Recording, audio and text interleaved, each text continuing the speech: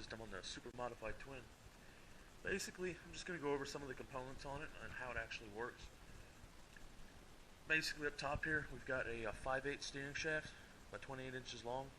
It's got two 5/8 lock collars here, two 5/8 Heim joints, about 5/8 by 18 thread, the 14-inch steering wheel, threaded, well, splined anyway.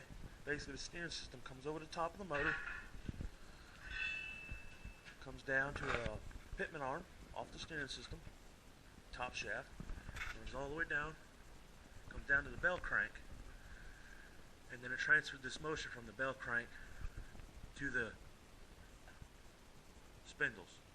Now, the difference between this one and a traditional bell crank, regular bell crank would be mounted vertical. This one's mounted horizontal. It's laying down flat.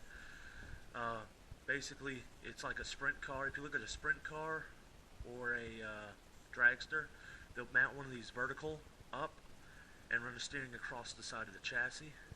Basically, it's the same concept, except we lay it horizontal and we roll the steering off the top and bring it down through the bottom. Now, this one is floating because as I move the steering, I want this to float in and out, so that way there's no stress on the tie rods and stuff like that. And it looks like it's throwing off the angle of the wheels, but it's really not. It's actually pushing in and out. Now if I actually go to steer this thing real quick, now I'm going to do a rotation left. Now here's the whole system turning left. Alright, that's full lock left. As you see, the steering is pushed down.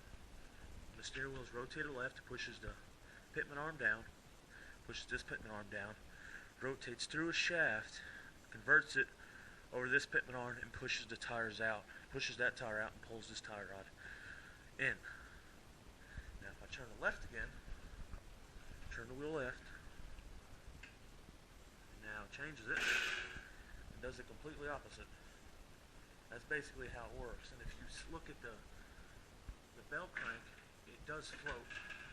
It'll come in and out and adjust. See how it will pop in, pop out. Makes it a lot more easier to turn instead of having it mounted solid.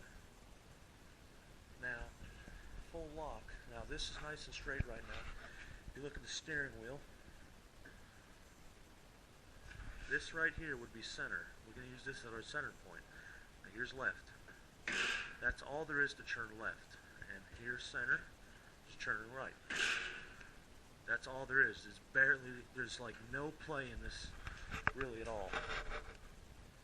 The only play is in the splines, but I don't have a bolt on the steering wheel, because the steering wheel will come right off like that. But there's pretty much no play in the system whatsoever.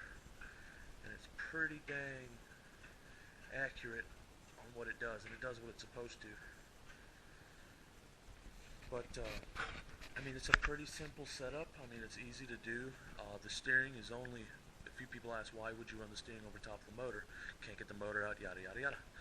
Problem with that is when you run the steering underneath, this thing's got almost no ground clearance to it. It sits 2 inches off the ground. I don't have enough room underneath the chassis to run a steering rod from underneath the chassis to come out of here and control the two fronts. I have to run it over the top of the motor, which gives me more ground clearance. So if I run over something or dirt, stuff like that, or a rock, it's not going to break the steering or something like that. It's a lot more versatile in that effect.